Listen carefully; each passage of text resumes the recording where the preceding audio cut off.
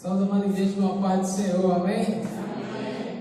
Com muita alegria que mais uma vez tem a oportunidade de estar trazendo a ministração da palavra do Senhor aos nossos corações nessa noite. Que Deus possa estar falando grandemente através de sua palavra. Gostaria também de agradecer desde já a oração de cada irmão, pela vida da minha sogra Fabiana. Ela fez a cirurgia ontem, pela graça de Deus correu tudo bem, ela não teve complicação nenhuma. Hoje, graças a Deus, já está de alta, se recuperando em casa, até porque muitas vezes eles acham mais seguro você estar em casa do que estar lá no hospital por conta de infecção hospitalar. Então eles liberaram a Fabiana e ela, para honra e glória do Senhor, está em casa, está bem. Só com muita dor, mas é normal por conta da cirurgia, E por enquanto, questão de visita não é possível, porque a gente sabe que tem a questão do coronavírus, foi ontem a cirurgia, então está muito recente. Mas aí desde já agradecemos que os irmãos continuem orando pela vida dela, pela recuperação dela, e nós já cremos desde já que vai dar tudo certo. Amém? Bem, irmãos, desde dos louvores hoje entoados, nós podemos perceber que é uma bênção, Foi uma bênção. Os louvores escolhidos, Pai Nosso, que seja feita a Tua vontade, assim na terra como no céu. Deus é Deus, independente de se Ele fizer ou não, do que vier a acontecer, Ele continua sendo Deus. E Deus proverá, porque independente da situação ou das circunstâncias que nós estamos passando, vivendo, nós vamos continuar crendo que Ele vai prover em nossa necessidade. Ele sempre vai chegar no tempo certo. Nós nunca sabemos qual é esse tempo, porque somos apressados, sempre queremos na nossa hora, no nosso tempo, não é verdade? Mas Deus, Ele sabe o tempo certo. E o tempo certo é o dele. E nós precisamos aprender a esperar. E quando nós estamos passando por alguma tempestade? O difícil é cantar esses louvores e permanecer convicto no momento em que a gente está passando por algum tipo de tempestade na nossa vida. Enquanto está a abundância, enquanto está tudo na paz, tudo tranquilo, Está muito bom. Quando tem tudo provido na nossa casa, tudo está bem, as coisas estão muito boas, então a gente consegue adorar mais fácil. A gente sente mais tranquilo para fazer a adoração ao Senhor, porque estamos bem, ou até mesmo nesse momento, não. Muitos também, mesmo no momento no qual está vivendo por prosperidade, acabam esquecendo de Deus e achando que não precisa mais de Deus, porque pela força dele, por sua inteligência, consegue todas as coisas. E tempestades, normalmente, elas chegam e são inevitáveis. Tempestades em nossas vidas, dificuldades em nossas vidas, elas vão chegar para qualquer um, o rico, para o pobre, para o negro, para o branco, para o culto e para o leigo. Independentemente de quem seja a pessoa, dificuldades virão. Então, dificuldades sempre vai ser inevitável, pois até aquelas que esperamos, como a situação de Fabiana mesmo, ela esperava fazer essa cirurgia. Graças a Deus correu tudo bem, mas pós-cirurgia vem dores, vem mal-estar, momentos no qual ela não está esperando. Então, são situações inevitáveis. Tempestades também, elas são imprevisíveis. Como falei na questão de Fabiana, ela pode ter uma data marcada, mas o que se vem depois daquilo dali, as dores que elas vão sentir, ela não pode prever. Ela vai ter que passar por essa situação, como cada um de nós, em qualquer que seja as circunstâncias que possamos estar vivendo ou passando. As tempestades também são inadministráveis.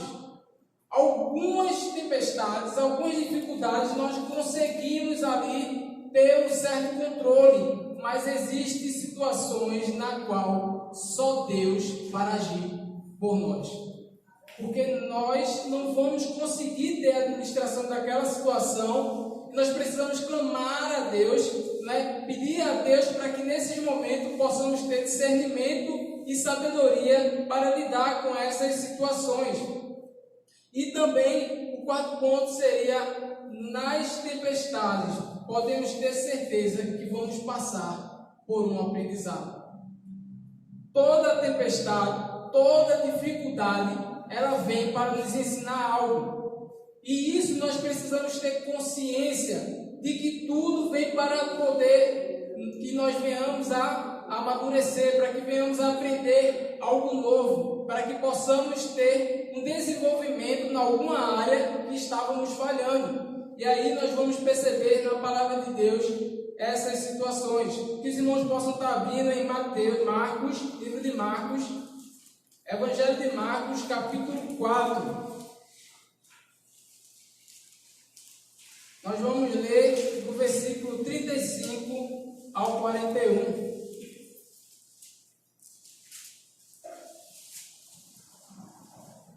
Amém? Passamos a leitura da palavra de nosso Senhor e Deus. E naquele dia, sendo já tarde, disse-lhes: passemos para o outro lado. E eles, deixando a multidão, o levaram consigo, assim como estava no barco, e havia também com ele outros barquinhos. E levantou-se grande temporal de vento, e subiam as ondas por cima do barco, de maneira que já se enchia. E ele estava na polpa do barco, dormindo sobre uma almofada, e despertaram-no, dizendo: Mestre, não se te dá que pereçamos?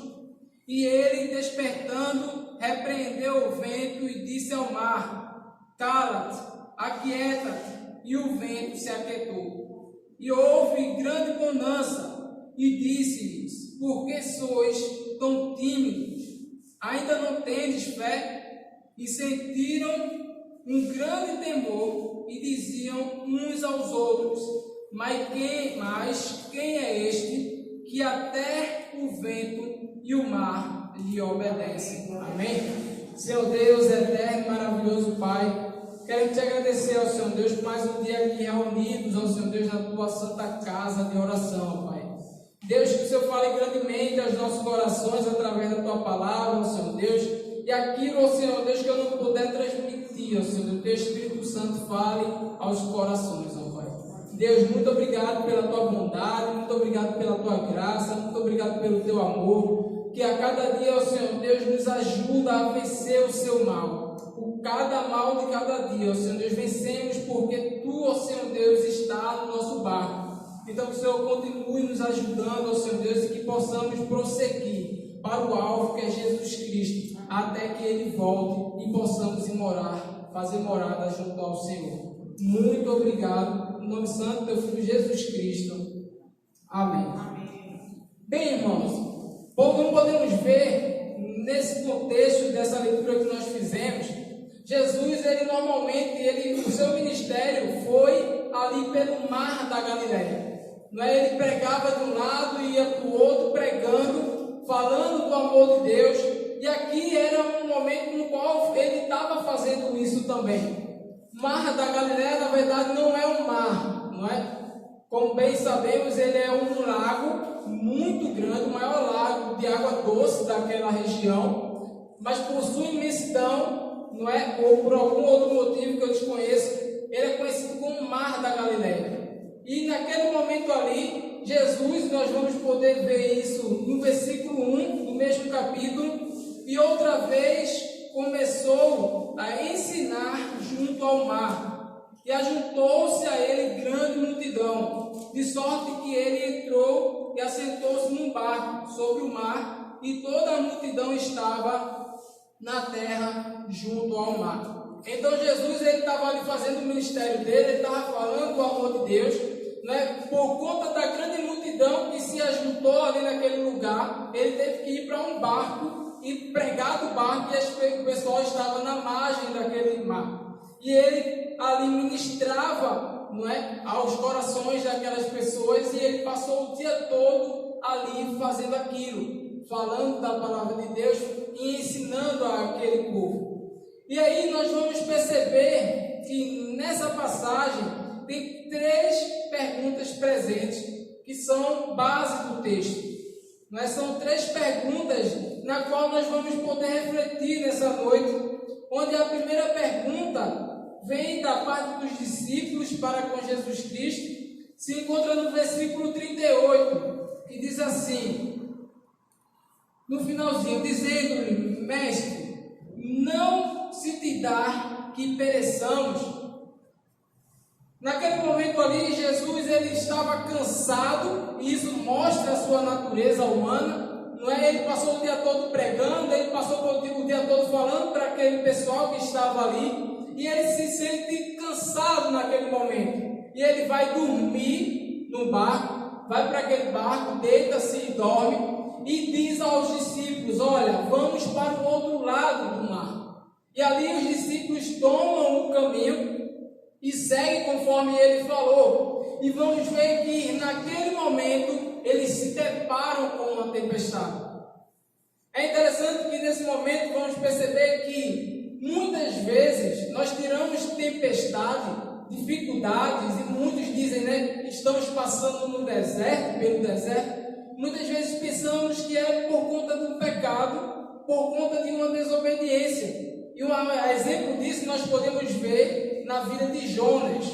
Jonas, Deus dá uma ordem a ele para ele ir para a cidade de Nínive e pregar ali do amor de Deus.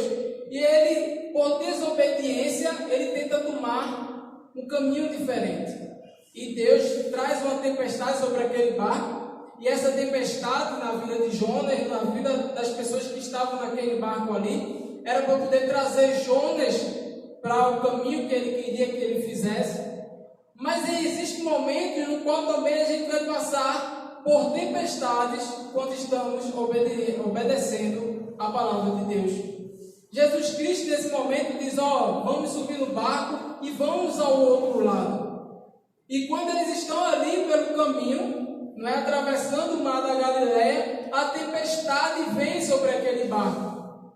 E aí eles, num primeiro momento, acreditam que podem resolver com as próprias mãos, eles podem ali lidar com aquela situação e tentam fazer alguma coisa para poder controlar naquela tempestade, mas eles chegam um momento, eles percebem que chega um momento no qual nada está se resolvendo. A tempestade está muito forte, a tempestade continua vindo sobre aquele barco, e aí eles veem que não tem mais o que fazer, ficam desesperados, com medo daquela situação, e vão até Jesus Cristo.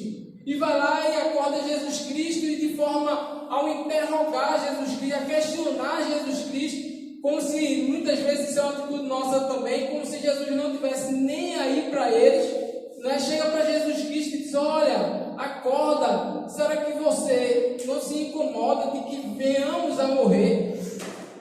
Estamos passando por essa tempestade toda e você continua dormindo, tranquilo. E aí, isso também remete muitas vezes à nossa vida também. Nós, em algumas situações, nós, em alguns momentos, estamos passando por algum tipo de dificuldade e nós professamos a fé em Cristo, nós dizemos que cremos em Cristo, nós dizemos que temos fé de que Ele vai em todo momento agir para com a nossa vida, mas chega um momento que você perde essa esperança, não é? Perde essa certeza e acaba indo a questionar a Deus, porque tudo isso está acontecendo na sua vida.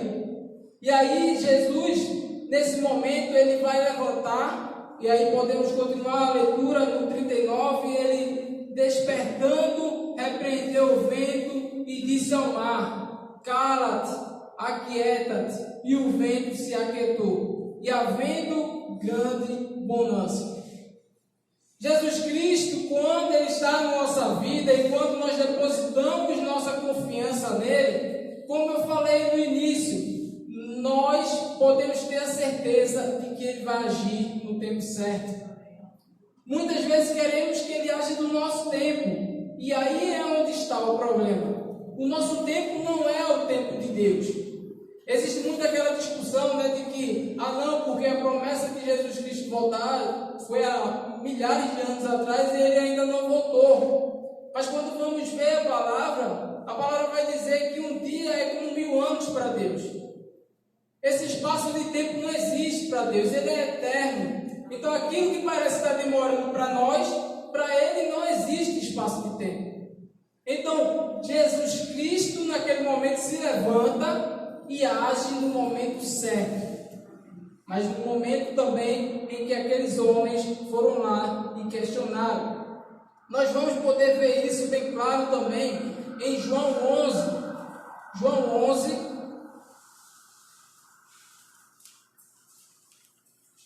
No versículo 3 e 5, vai dizer assim: mandaram-lhe, pois, suas irmãs dizer: Senhor, eis que está enfermo aquele que tu amas. E Jesus, ouvindo isto, disse: esta enfermidade não é para a morte, mas para a glória de Deus, para que o Filho de Deus seja glorificado por ela. Ora, Jesus amava a Marta e a sua irmã e a Lázaro. Essa passagem conhecemos bem, a passagem de Lázaro, né? Ouvimos falar várias vezes, nosso pastor pregou aqui em diversas situações também, né? Imagina Marta, na qual a palavra vai dizer que Jesus amava a ela, a sua irmã e a Lázaro também. Lázaro está enfermo e ela manda chamar Jesus Cristo. Jesus Cristo, quando recebe a mensagem, diz: olha, essa enfermidade é para a glória de Deus. Mas perceba, no momento que o mensageiro volta e diz: olha, essa enfermidade é para a glória de Deus, e Marta se depara com o irmão dela morto, o que é que acontece na cabeça dessa mulher? O que é que não vem a passar na cabeça dela? Como assim? Para a glória de Deus, essa doença é para a glória de Deus, mas meu irmão já morreu, ele não veio assim que eu chamei ele. A palavra vai dizer que Jesus ele vai após o 4º dia. E aí Jesus volta lá e Jesus diz: olha, tenha fé que o seu irmão ressuscitará. E ela diz: eu sei, Senhor, que ele ressuscitará. Ele ressuscitará quando o Senhor voltar e vier buscar a sua igreja. Mas vamos ler agora o versículo 21. Que diz assim: disse, pois, Marta a Jesus: Senhor, se tu estivesses aqui, meu irmão não teria morrido. Mas também agora sei que tudo quanto pedires a Deus, Deus tu concederá. Disse-lhe Jesus: teu irmão há de ressuscitar. Disse-lhe Marta: eu sei que há de ressuscitar na ressurreição do último dia. Disse-lhe Jesus: eu sou a ressurreição e a vida. Quem crê em mim, ainda que esteja morto, viverá. E todo aquele que vive e crê em mim, nunca morrerá. Crês tu isso? Disse-lhe ela: sim, Senhor, creio que tu és o Cristo, o Filho do Deus vivo, que havia de vir ao mundo. Glória a Deus. Ela naquele momento creu ali também. Depois de mesmo aquela confusão na cabeça dela, como entender Jesus Cristo não ter vindo na hora que ela chamou, como entender Jesus Cristo ter chegado lá só após 4 dias, mas Jesus Cristo diz: olha, eu sou a ressurreição e a vida, independentemente do que venha a acontecer, eu sou o dono da vida, eu estava lá no primeiro dia, onde tudo foi criado. Então Jesus Cristo, ele age mais uma vez, glorificando ali o nome do Pai, ressuscitando a vida de Lázaro, que havia morrido já fazia 4 dias. Então, independente das circunstâncias, independente da tempestade, nós precisamos confiar nesse Deus. Ele é sempre e será aquele que pode todas as coisas. A segunda pergunta nós vamos ver no versículo 40. No versículo 40 de Marcos, nós vamos poder observar a segunda pergunta. E disse-lhe: por que sois tão tímidos? Ainda não tendes fé? Naquele momento, Jesus questiona os discípulos. Agora pergunta a partir de Jesus Cristo para os discípulos: olha, depois de tudo que vocês já puderam ver, depois de tudo que vocês já puderam presenciar, ainda não tiveram consciência do poder de nosso Deus, do poder do meu Então, nesse momento, nós vamos ver 4 razões na qual nós precisamos confiar, nós precisamos, nesse momento, ter fé em que Deus ele vai agir em todos os momentos da nossa vida.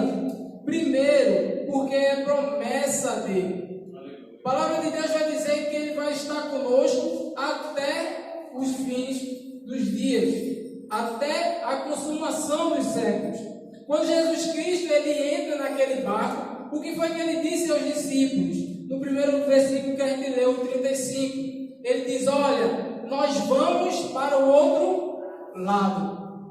Se Jesus Cristo ele afirmou que íamos para o outro lado, que eles iam para o outro lado, é porque eles iam chegar no outro lado. Aleluia. Assim como Jesus, Deus, ele falou, né, a Jonas que ele fosse, né, e por ele ter desobedecido e tentado desviar o caminho, por ele não ter compreendido qual era a ordem de Deus, qual era o desejo, né, qual era a missão que Deus tem para a vida dele, ele tentou desviar o caminho. Mas uma vez que Deus determinou, ele está determinado.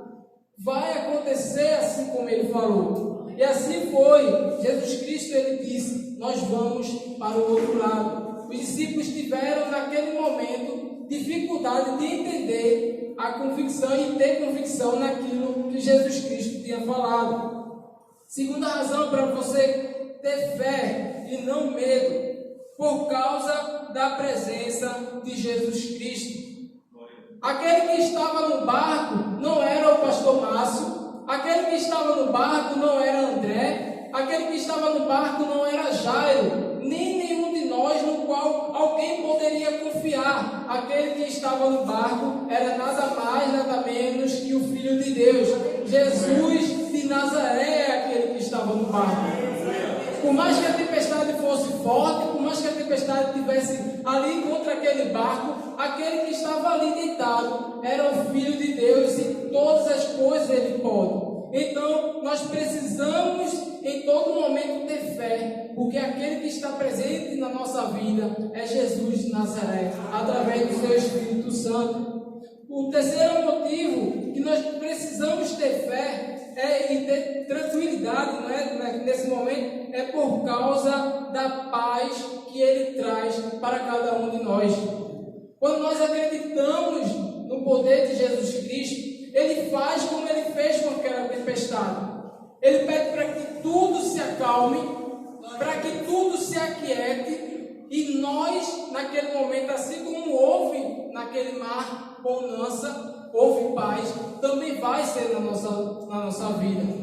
Jesus Cristo ele vai trazer tranquilidade, Ele vai trazer paz, para que possamos ter lucidez e lidar com aquela situação. Ele vai trazer a solução no tempo certo. E o quarto seria por causa do poder de Jesus Cristo.